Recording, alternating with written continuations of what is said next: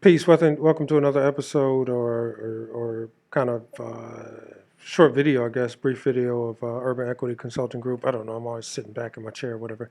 Um, and, we posted a video yesterday or whenever you get an opportunity to view it about how to build a consultancy. And I guess that was like the first video. One of the questions may be like, okay, I already have, a consultancy and I'm not starting fresh out from ground zero. What do I do to build? Like, what do you do that's beyond like introductory level things? And I would often tell people, just again, having a big workforce development background, working in different capacities, that you build a organization, whether it's a church, a religious group, a civic group, a business, whatever it is, you build entities, in my estimation, all the same way. So, how do you build a consultancy part two? If you already have a few clients and you want to grow and build your capacity and maybe even like stabilize your revenue, one of the things that you would do is the same thing that you would do if you were a company who or a person looking for a job, right? One of the express things that you would do is you would volunteer at places to enhance your resume. So, what products or services do you offer in your consultancy that you can offer at no charge? Because again, one of the things that you're trying to do is increase the bandwidth that you have, but also the notoriety to bring in additional opportunities. So, one of the things that we do, even though we have a decently established consultancy so far, we want to expand the bandwidth of it to be able to bring on additional partners who can operate in a full-time regular capacity.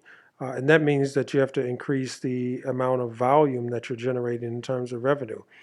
We look at one of our major clients as the government. So we build our capacity in terms of starting increasing our certification. So, and, making sure that we obtain CBE or MBE or state certification. What other certifications can we obtain?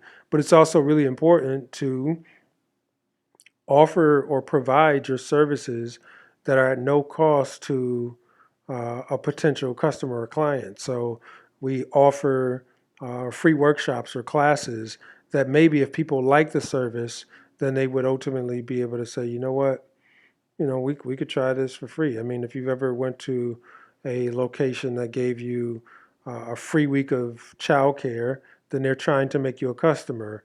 If you went to a location that gave you a free smoothie or free donuts, then if you really like it and enjoy the product, then they ultimately want to support that service or product. So that's one way to build capacity. I think another way is like teaming. So you can set up teaming agreements, work with people who have skill sets you don't have.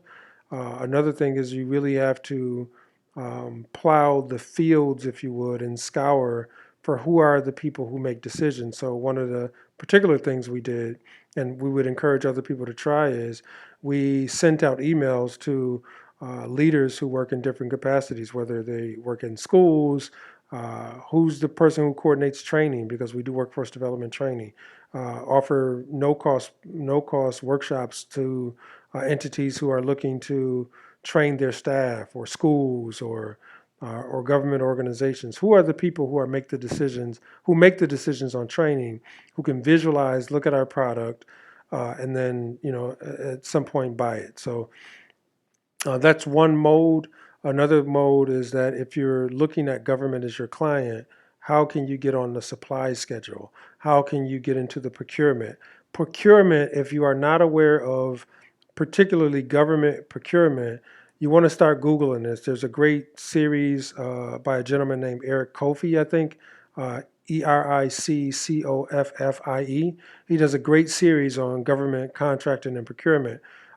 We look at government, that should be one of our primary customers. I mean, government is spending, give or take, close to $1 billion, and particularly on small businesses and other enterprises.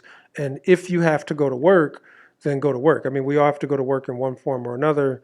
And our choice, and my particular choice is, if I'm going to go to work, I want to do the things that I like, and I like a variety of things.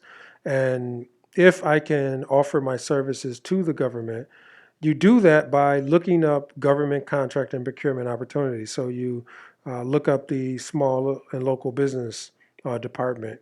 The federal government has, as well as the federal government funds what you call PTAC, which is pretty much uh, technical assistance counseling or programming. And these individuals work in government, mainly in your small business departments and your local municipalities or cities.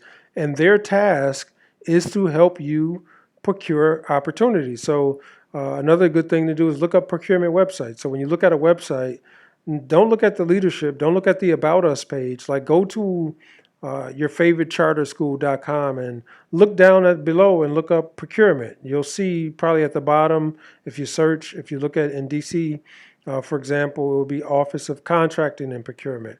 And these entities have people on staff that they buy services from, because the government as an entity, they don't want to do all the work. So think about the police department. No police officer, and police aren't really popular right now for a lot of different reasons, but no police officers have people in the back sewing their uniforms together, right? They outsource that. So if they need 100 new uniforms, then they go to a vendor and acquire the uniforms. And that's called procuring that product, right? And if they need, like a charter school may need pencils or computers, then they procure that product, and they would procure it from people who mostly sell computers and those items in bulk. And maybe you say, hey, I'm not selling computers. I'm selling cleaning services. I run a small business that offers cleaning services. Well, banks procure those services. Schools procure those services, and they have particular individuals who set up to do that. So in another video, we'll get more in depth and talk about expanding and beyond just if you have a consultancy, expanding and how do you expand or grow your consultancy. There are a lot of tips and practices, and part of my hope is to point individuals in some of those directions. There's so much to say, and I'm just kind of rambling some things off, and I'll put it together a more coherent video. But I often talk to people who are, so I run a consulting company, and it's like, okay, do you have a capability statement, right? And if you don't know what a capability statement is, Google a capability statement, right? Look up NAICS codes. See what categories that can be your services fall in, that you can ultimately use those services and those codes to go on your capability statement, which in another video I'll show an example of a capability statement. I'll show NAICS codes, and if you look up NAICS codes, every service that can be offered. Like if I sold doors or glass windows, then there's a 5-digit code that talks about that I put on a capability statement, that when I reach out to a government officer for procurement or a PTEC officer, say, hey, these are my services. And these are some of the things that I often tell people to get in order before you reach out to people, because that is what is going to get you through the door.